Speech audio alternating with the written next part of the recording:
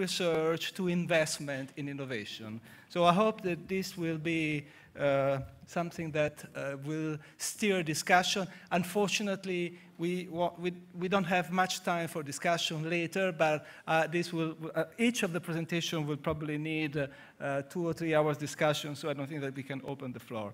So I would probably start with Professor Luxuter. He's a very well-known economist, also a friend. I think he wrote something like 11 books. He was previous rector of the University of Maastricht, and also he's advisor of Commission and Medas for research and innovation. Luc, you have the floor. Thank you very much. And first of all, let me thank GRC for inviting me back to Sofia. It's always very nice to come here in different moments to Sofia to see the differences in the weather. And the last time I was here was in February and January, and it was rather different, even though I understand that it's raining outside, or it might be raining outside. But I wanted to just to give a brief reflection on a report of which you have some summaries in your files, and I will not go into technicalities of this, but if I can just have the... sorry, it's here. This one. Thank you.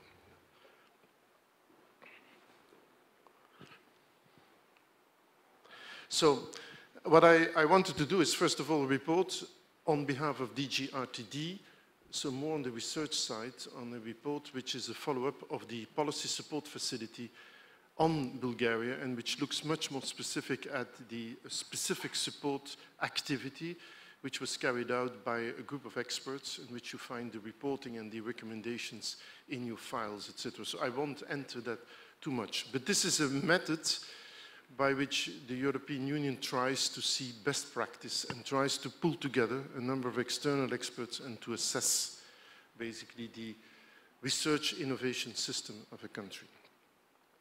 And the report actually has been handed over, will be handed over tomorrow.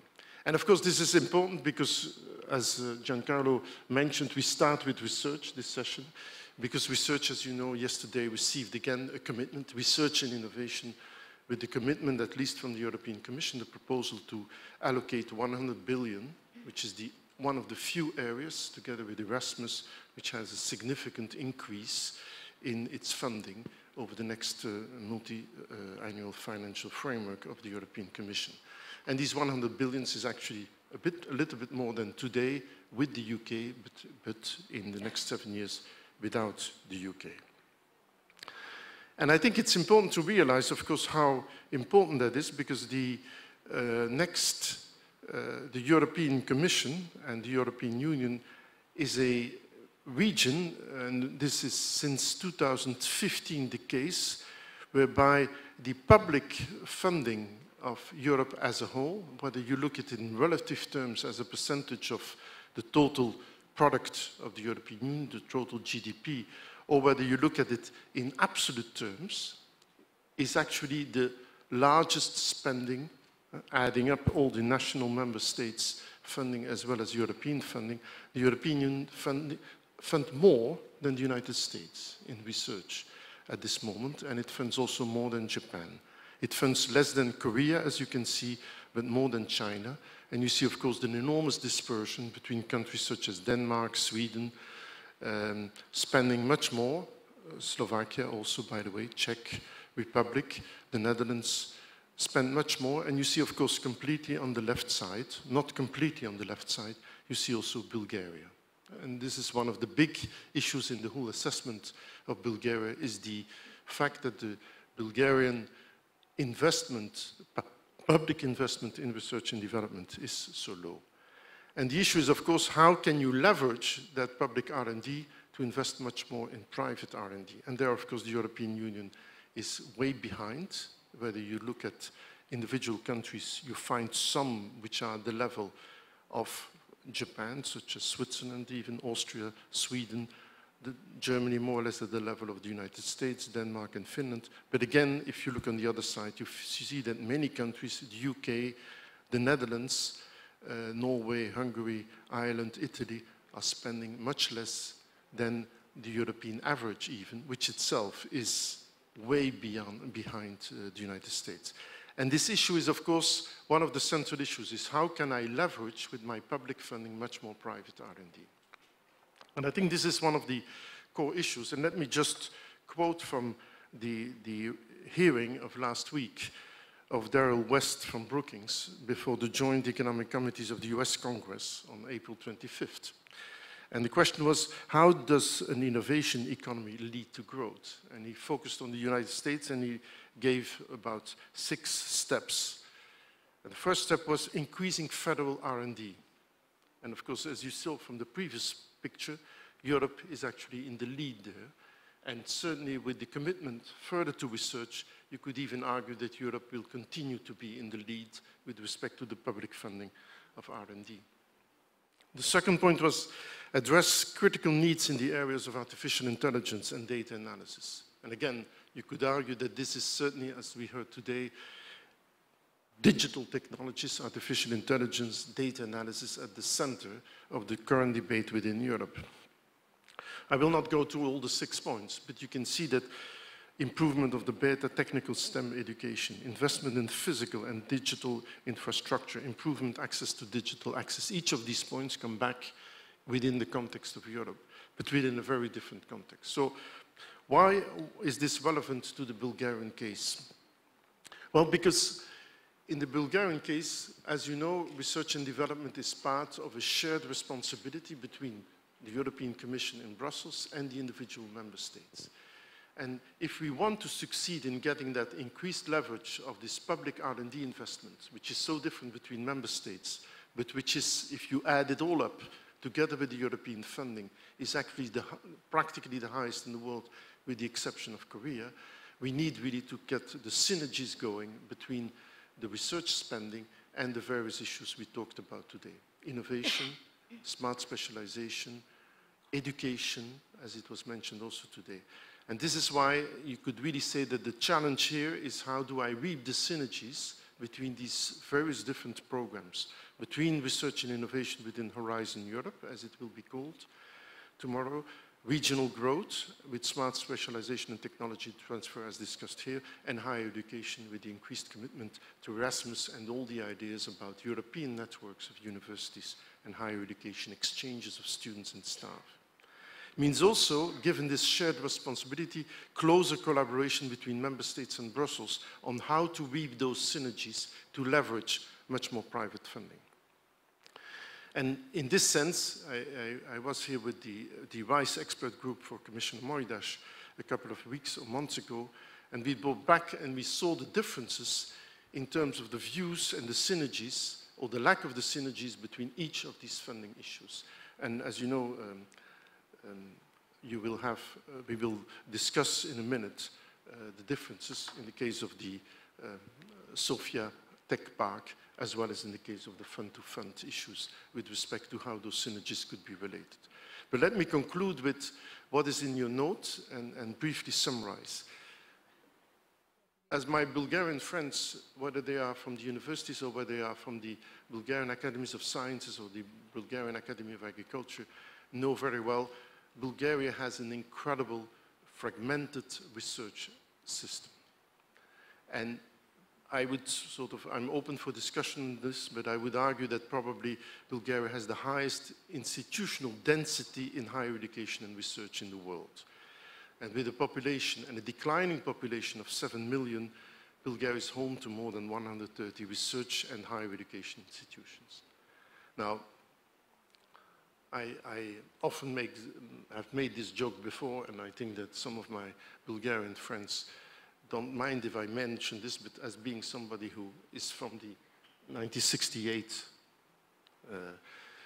tradition, or at least started this study in 1968, I remember still the logo in the streets in Paris, which was mentioning culture is like jam, the less you have it, the more you spread it. And sometimes I think with respect to Bulgarian public research funding, it's exactly the same.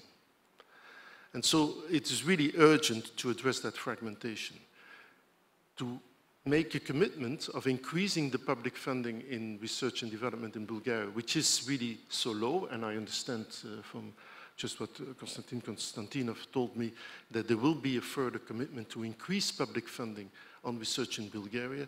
But if you increase the public funding and you spread it across the 120 research institutes, you will of course obtain very little. And hence it's essential to address and to admit that this dramatic fragmentation of research, and particularly the low level of national public funding, must be addressed. And this is why the focus of our recommendations, without entering into the technical recommendations about performance-based funding systems, is to address that fragmentation, both the universities as well as the academies of sciences, to see how they can interact more closely with respect to obtain this entrepreneurial discovery process we just discussed in the previous session, exploit the research excellence at the same time of those institutes for innovation. And the case of Sofia Tech Park by Stephen Taylor will highlight where these synergies and where this exploitation is becoming so difficult and hasn't succeeded up to now. Integrate PS and AA's institutes within entrepreneurial universities as a new element of innovation and entrepreneurship entering education, and under those conditions have the commitment from the public towards leveraging more private R&D, and I'm sure that Svetozlava will enter that one. Thank you. Thank you very much, Luke. If I think that Italy has 50 universities, but has also 60 million inhabitants, this is the same number of universities you have in Bulgaria. And in Italy, we have a problem. So I think there's something that Bulgaria has to do. And if I think also of the example of Aalto University, which was able to bring together the main university into one, I think this is a big challenge, and I think it's very useful, your suggestion as an outsider to the Bulgarian political community, some steps to take. But now I would like to pass to the second element. We've been asked by the Bulgarian government and also by a colleague of DG Regio to look into the functioning of the Sofia Tech Park. The reason was because there have been many changes. I think that the management changed 12 times in 5 years, so this was a bit strange for an organization, and there was also problems, local problems. So we have done, I would say, quite a deep study in a few months, and this was conducted by a panel of independent experts, of which Stephen Taylor, who is Director for Innovation of a Science Park in Trieste, but also a very knowledgeable expert with a lot of experience also in Silicon Valley, is a rapporteur, is the spokesperson.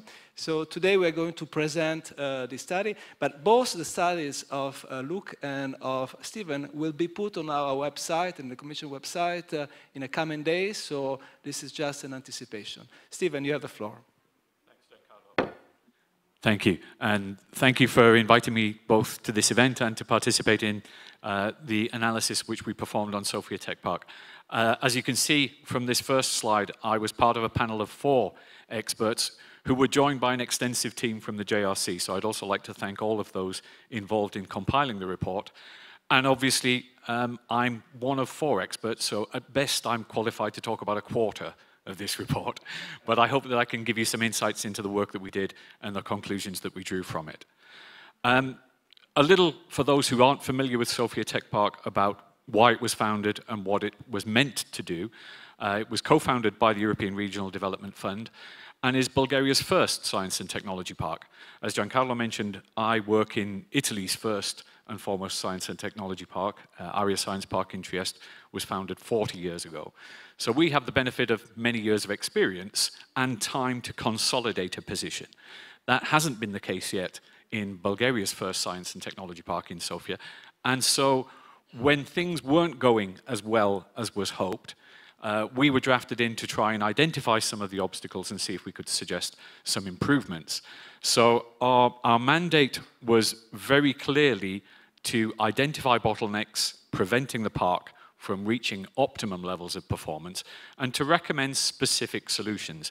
Obviously, in a few minutes, we won't be able to go into a great depth of detail, so as Giancarlo mentioned, the report is available. It's a public document, and it will be made freely available, and I would encourage anyone who is interested to take a look at the full report, because it contains a lot more detail than I'll be able to transmit in this short presentation.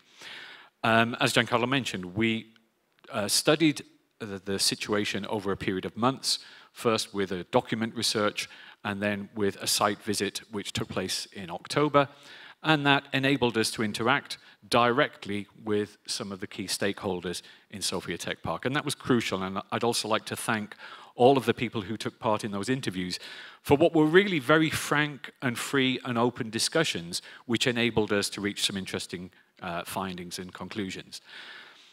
We observed straight away that all of the major components of a science and technology park are already in place. The equipment is state-of-the-art. There is no significant evident overlap with other institutions. There's a vibrant startup ecosystem in Sofia, and it has strong ICT sector presence in particular. And the laboratory heads demonstrated their competence and were clearly business-oriented. However, there were clearly a number of challenges, and that's what we were there to identify and to seek to improve upon. So clearly the path towards medium and long-term financial self-sustainability has not yet been clarified and identified, and that needs to be done rapidly. The promised public contributions have not yet been delivered fully, and that's a key limitation on Sofia Tech Park's current operational capacity. And there's a need for sustainable business model which is more industry-oriented. We observed straight away from the document research that we did that the project was very eloquently and clearly described on paper and complied perfectly with the Commission's rules, but that, as often happens when a project is perfectly delineated on paper, the reality is not so easy to produce. And as was once said, ideas are a commodity, but implementation is not. And so what's clearly necessary here is a more sustainable business model, more industry-oriented, with continuity of management. As Giancarlo mentioned, there were numerous changes of management structure which didn't help in providing that necessary continuity. There's obviously been, up to now, a heavy input from government, and that's understandable as a key stakeholder, but also can be a limitation. So we encourage the government to reflect on its role and to determine whether it wants to take a step back to allow more industry participation, more active participation from industry. We also noted, perhaps it might seem a trivial point, but some confusion and incoherence in the branding policy, and we think a clearer branding policy is necessary. We made some specific recommendations that can be summarized in two distinct scenarios. They're distinct, but they're not contradictory. They can also be seen as a pathway, and we can imagine a complementarity and a transition period moving from scenario 1 towards scenario 2. So scenario 1 is to complete the project as originally planned, developing the business model with a few necessary changes, which we outline in more detail in the report, to beef up the public funding as was originally planned and make sure that operational funding is there, to make sure that the infrastructure that has been provided, that sunk investment, that sunk cost, can be utilized to full effect, and enhance representation of the business sector to make sure that industry is fully represented in defining priorities and activities. We also recommended a change to the strategy for land development, which I'll go into in a little more detail in a moment. We would see in the medium to longer term benefits in moving towards scenario 2. That would require certain structural changes, and so a transition period is clearly necessary. And that would require movements towards a different type of ownership and governance, more of a public-private partnership with stronger industry participation to attract private investment and reflect that in the ownership of the Science and Technology Park itself. That also means a gradual move towards a more balanced triple or quadruple helix. We've heard both terms used today. And clearly, in terms of a science and technology park, it can be, in some ways, an intermediary in the triple helix to make sure that the public administration, the universities and research community and industry actively collaborate together. And more than once today, it's been mentioned that sometimes that intermediary role is what's lacking and is what's necessary to make that system work effectively. And to bring in private sector investments that can also fuel that process and make sure that it delivers to the citizens. In the longer term, that would also mean a move from upstream fundamental or basic research towards more downstream activities, more engagement with industry, more application of the research results, and therefore leading to economic activity and economic development. So I won't dwell too much more on those two scenarios that I've already outlined there. I will, however, make a couple of specific comments on the need to beef up government engagement for strong public support in the short and medium term, but with the option to move to government taking a step back and allowing more industry inputs direct into the running of the Science and Technology Park in Sofia. The management we saw as being competent, but needs stability, needs to have a period of tranquility to improve its performance and to develop core skills. And I personally believe, and this is something that we debated at length among the team of experts, there are many models for science and technology parks, and we had, as part of the panel, Ebba Lund of the International Association of Science Parks, who performed an analysis, a comparative analysis with different science parks, and that's another key feature of the report. And we looked at different business models, and there are multiple options. There is no one-size-fits-all or one unique correct solution. The science park that I work in is wholly owned by the Italian government. It's a public sector organization, and that's one successful model, provided there is continuous government support and funding made available. We're in the fortunate position of having that certainty, and that means that we can build on that and use it to generate other revenue streams as well. But in the case of Sofia Tech Park, a clear strategy is needed to give the management the tools that it needs to do the job. More details on scenario 2, the more developed of the two scenarios, obviously, which does, as I said, require some structural changes.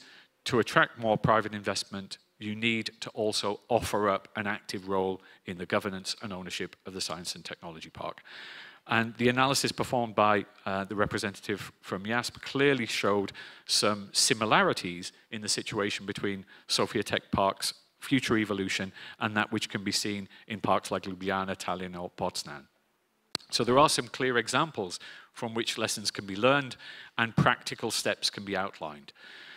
We believe that a key element is a revisitation of the land development strategy, and this can be summed up really by making sure that there is a sustainable business model which in the long term provides constant revenue streams.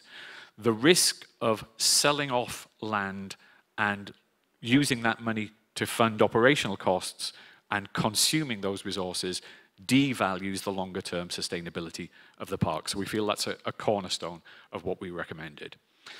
One of the key developments in Sofia Tech Park is the development of the incubator, and we believe that incubation services need to be a key asset going forward, not just in terms of incubating existing companies, but in terms of generating new startups, generating new opportunities, new employment, new growth businesses.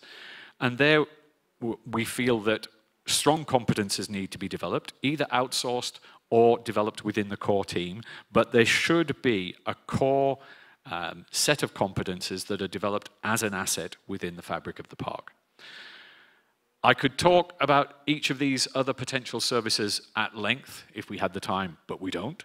But suffice it to say that for each of these services, we outlined where we think that value could be added and where Sofia Tech Park could add value to the Bulgarian research system and contribute to the European research system.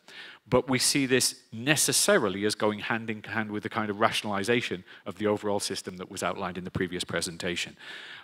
It was fortuitous that the two reports coincided in time because that clearly, there were clear synergies and clear messages of resonance between the two reports there. I believe that proof of concept is one of the key elements that will help to drive the valorization of research results from all of the research community, and that Sofia Tech Park can play a key role in that, and the JRC has already activated proof of concept programs to reinforce that in this territory, in this region. So we're not saying it has to be one way or the other, we're saying that there are options, but the options come with responsibilities. If the government wants to move towards more scenario 1 rather than scenario 2, that comes with it some responsibilities in terms of government role in supporting the future development of Sofia Tech Park. If it wants to see industry come in heavier, then it needs to take a step back and move more towards scenario 2. But there is a path for that transition, which we have tried to outline as clearly as possible. I do recommend that you read the full report. I promise that most of it was written by the other three, so it's much more interesting than my presentation. But thank you for your attention. I'd be happy to answer any questions later. Thank you. Thanks a lot. Thanks a lot, Steve. Now, of course, he has seen the report before, but I would like to give the possibility to the Sofia Tech Park to tell us their comments. And we have the privilege of having with us today Todor Mladenov, who's the acting director of the Sofia Tech Park. So you can give us some comments about how do you view this report and how you think it can be implemented. Thank you very much, Giancarlo. As I was introduced recently, my name is Todor Mladenov, and I recently was promoted as general manager of the Sofia Tech Park, which is quite challenging and but very interesting opportunity to develop most of those ideas that you, Stephen, just shared with us. We are running out of time. I'll give my comments and present the vision of the newly established management of Sofia Tech Park. And I would like in this short presentation to deliver two things. One is promise, and the other one is message. The promise should be delivered to the Bulgarian innovation ecosystem and the Bulgarian community, society that put a very strong belief and very strong expectation about the implementation of Sofia Tech Park. That is a wonderful project that has been expected for so many years, while most of our community, of our society, expected that our economy should follow the best world models, turning to more technology, to more innovations, and to more compatibility on a global scale. So this, our promise is that we are going to try to run it, and I believe we'll do it more professionally, on an expert base, more open, using, I think, the very well developed potential of the Bulgarian ecosystem, using the wide network that we have also already discovered, using the potential of IISP and also the expertise from the European community. The second thing, our message to the community is that we are open and we are expecting ideas, we are expecting good proposals for campaigns, for content that we can implement into the growing ecosystem around Sofia Tech Park, but building on what have already been built in Sofia and in the country itself.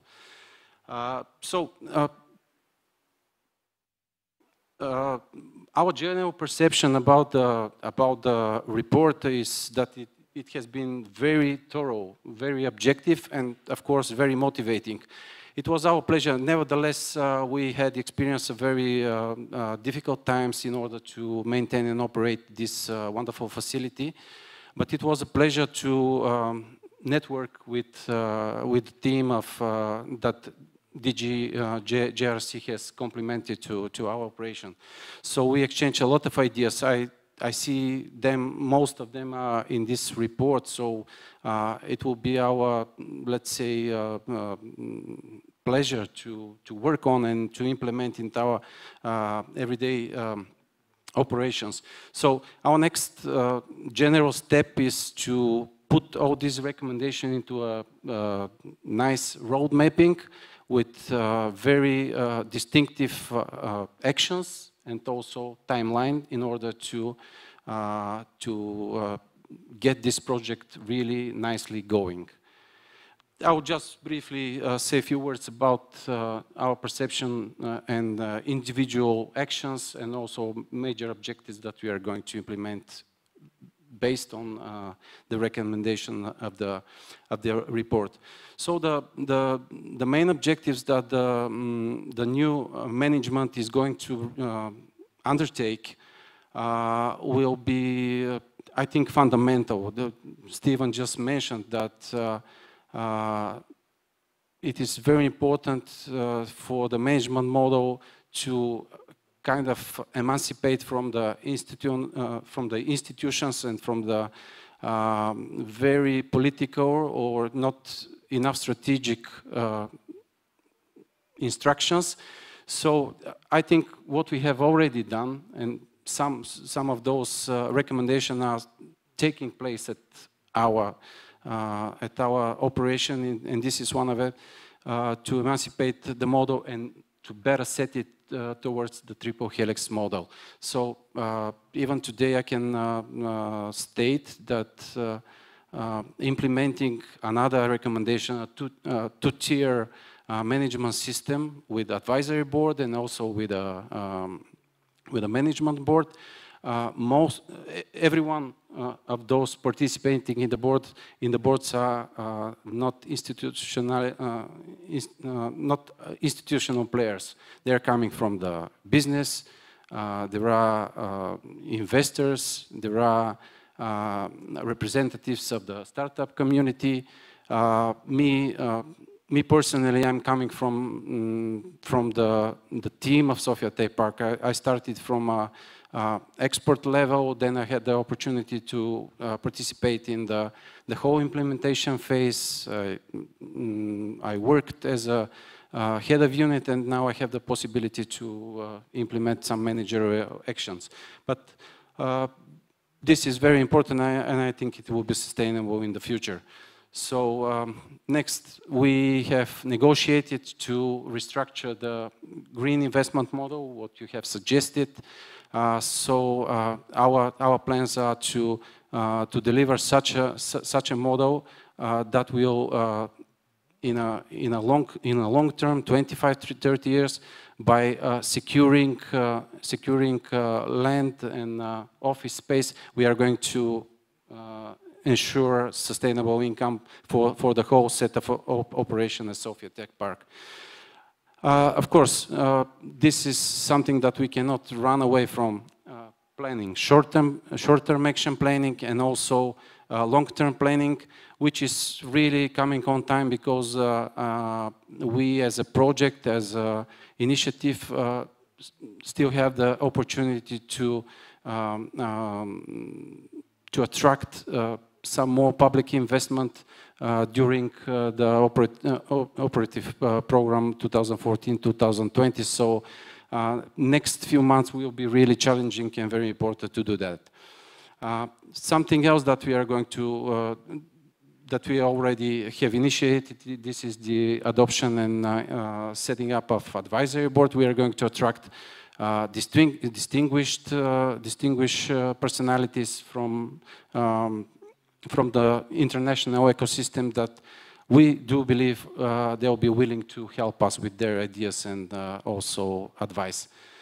Of course, we are going to set our attention also on two main things: attracting new partners, either from the most important fields like academia, from research organization, and also from the industries, and of course internationalization. We are setting our methodology how to attract foreign R&D companies and investors. Something that is still not enough popular in Bulgaria, but we know our lesson. I mean, if we are better in R&D research, in R&D activities, we can easily attract contracts about that. And some individual actions, I'm not going to spend too much time on them, but as I said, we adopted the two-tier management model. we are going to exchange and to address the good international practice that were mentioned even also in the report. We started our networking with the colleagues from Slovenia, from Germany recently, and also Israel. Of course, we are going to collaborate with our Serbian colleagues too, and some good examples from Czech Republic. And next, we are going to really, what is really necessary to proceed with is to identify and also intensify some of the activities that can, especially in short term and later in long term, make some difference in the performance of the several components at the Sofia Tech Park, the benchmark, the incubator, our technology facility, the lab complex with 11 labs.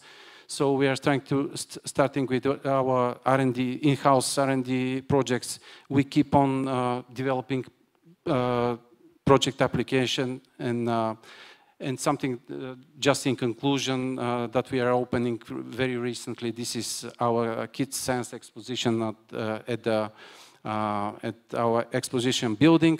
So we'll keep on doing events, sharing our knowledge, and try to be really a hotspot for the Bulgarian innovation ecosystem. This is a key point, being a hotspot for the Bulgarian innovation system. That's also the vision that has become true from the Slovenian park. If you were in the previous session, that's exactly started like this, and then it became the hotspot for innovation in Bulgaria. And I hope that we will come back even before a future presidency, and we will have a big progress happening in this fantastic ecosystem. But now I would like to give the floor, last but not least, a good example of the Bulgarian brain gain, because Svatoslava went to different places. She's an expert in finances. She went to London. She became also official of the European Union, which is almost, Commission is almost impossible. And now she's back in Bulgaria, and she's heading a very important organization, the Fund of Fund. But I will let now Svatoslava talk by herself. So let us know what you're doing. Thank you. Thank you, Giancarlo, for the very kind introduction. And a big thank you to the European Commission Joint Research Center for doing this event, for inviting us, and for giving me the opportunity to tell you a little bit about what we're doing and how we are supporting the Bulgarian startup ecosystem and research and innovation. So the Bulgarian Fund of Funds in a nutshell. A lot has been said about leveraging private investment, and not only investment, but private expertise on public spending. And I think one of the best examples about leveraging private spending on public and mobilizing expertise is financial instruments nowadays. Financial instruments are growing in importance as a tool towards achieving EU policy objectives. I don't want to spend too much time talking about the benefits of financial instruments to this audience. I'm sure you all know very well that these are funds that are not invested as grants, but they come in the form of loans, equity, and guarantee instruments. And they have exactly this idea to attract additional private financing so that to make public spending more efficient. Apart from that, there are funds that are revolving, so this is the so-called recycling of funds being returned to the account on the public managers and then being spent again in more and more successful projects. So the Fund of Funds, it's actually a very unique structure. It's probably one of the few yet in Europe that has been, that's specially dedicated on managing financial instruments from the European structural and investment funds. This has been a very strategic decision to create the Fund of Funds by the government 2 to 3 years ago. So I'm very happy to say that after 2.5 years of operational history, we are already managing more than 600 million euros under 4 operational programs that we have negotiated with the various managing authorities. And the 4 operational programs are Regions in Growth, Human Resource Development, Innovation and Competitiveness, and OP Environment as well. So we expect it to create leverage with additional private funding, which will boost the cumulative investment to support Bulgarian startups and Bulgarian companies with euro 1.4 billion euros. So, as I mentioned, we manage quite a diverse portfolio of instruments with quite a diverse policy objectives, with diverse final beneficiaries. This is why we are structured as a fund of funds. We are not directly investing in projects and in final beneficiaries, but our key role and the corporate mission is to effectively implement financial instruments to intermediaries. So our role is to structure the products and to select financial intermediaries in terms of investment funds or banks that know the target audience best and can attract additional private financing and can invest their expertise with the final beneficiaries to select a viable project. One of the key goals of the Fund of Funds and the reason why this was created is to build national capacity for managing financial instruments. And I cannot highlight enough the importance of building national capacity and understanding at administrative level of the benefits of financial instruments and the way that they should be managed. So this was one of our first goals, and we take pride on our team. It's not a big team of 35 to 40 experts, but we boast CVs from all around the financial industry, not only in Bulgaria, but around Europe. Also degrees from some of the best universities and institutions, as Giancarlo kindly noted. I come from the European Commission. We have colleagues from EBRD and other banking institutions. So I think this is the first step in successful management of financial instruments. So here I would like to just focus on one of our operational programs, Innovation and Competitiveness, which is the most relevant for today's topic, research and innovation. We manage 150 million budget dedicated to creating equity and quasi-equity funds. It's structured and it's distributed along 4 types of investment vehicles, 4 types of investment products, and they vary across the whole spectrum of startup, seed acceleration funding, through venture capital, private equity, up to mezzanine type of funding.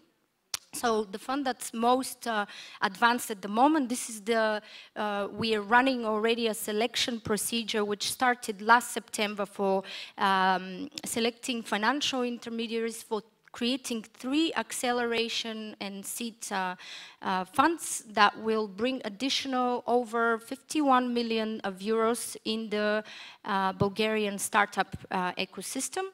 This process is nearly finished. We're in the final stage. So hopefully over the summer we'll be happy to announce who the selected financial intermediaries are, and they will start working after signing operational agreements with us in the summer.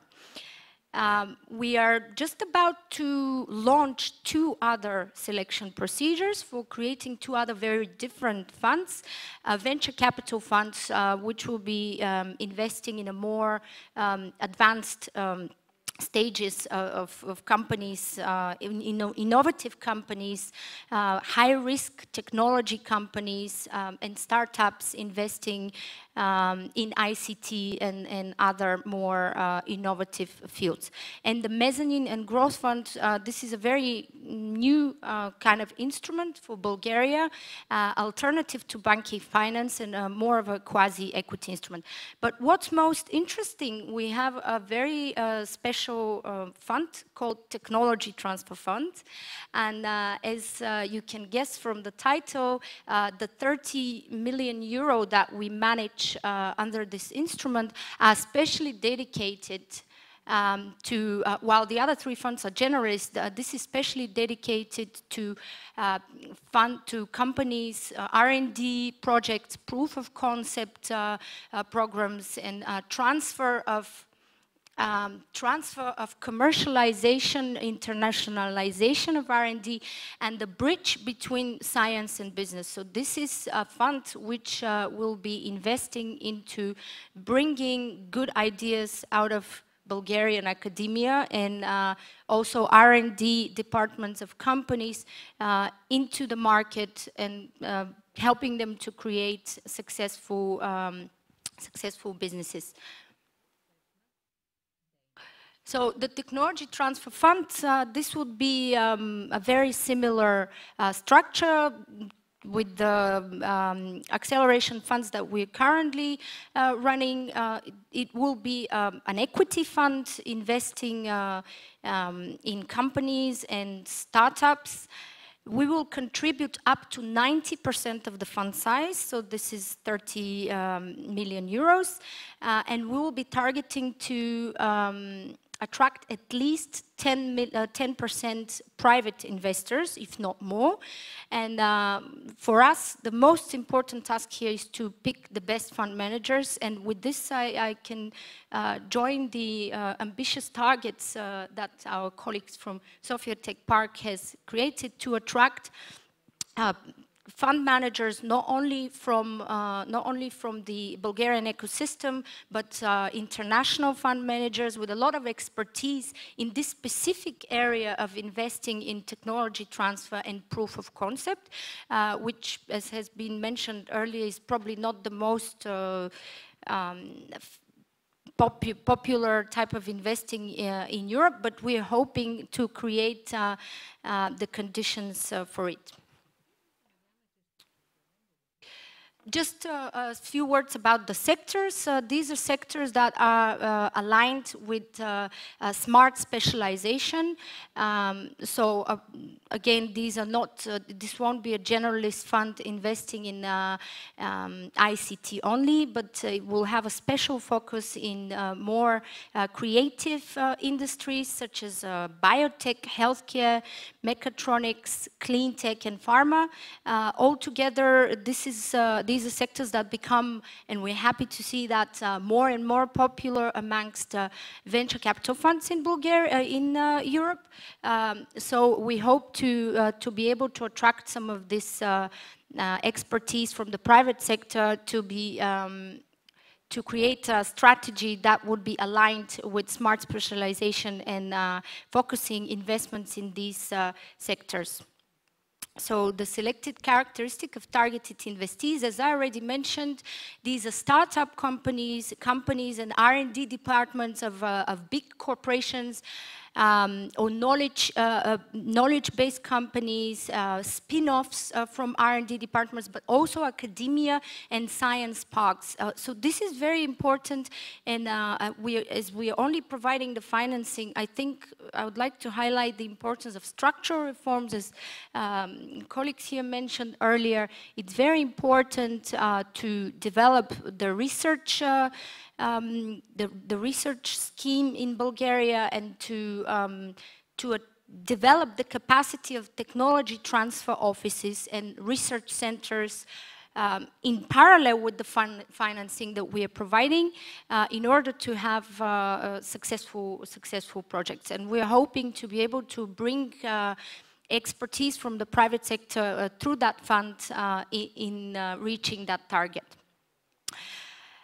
So eligible investments, I think I spent some time already presenting that, so I won't... so this is the selection process that we're using, and as I said, we're currently in the stage of structuring the technology transfer fund, hopefully announcing the selection procedure and launching it in the next few months. We'll stay with some more news in the next few months how the process is going to interested parties. So thank you for the attention. I'll be happy to answer questions afterwards, since I know we have to finish right on time.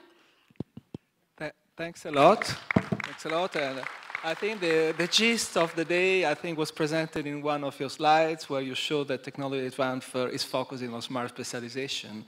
Because this is what we have to do, and particularly when we don't have a big countries, we have to focus, and that's also how the session today were organized.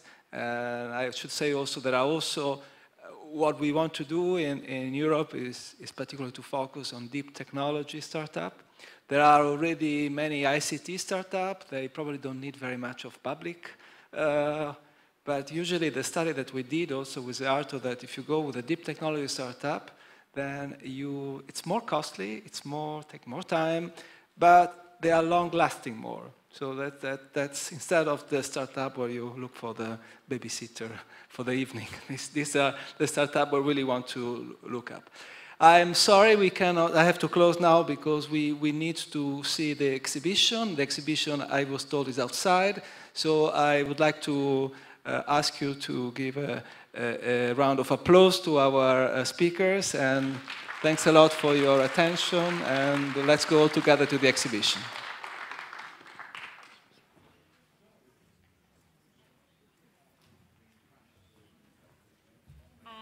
Many thanks. I just want to give you an announcement. So the exhibition is on the upper floor, the main entrance to the Palace of Culture.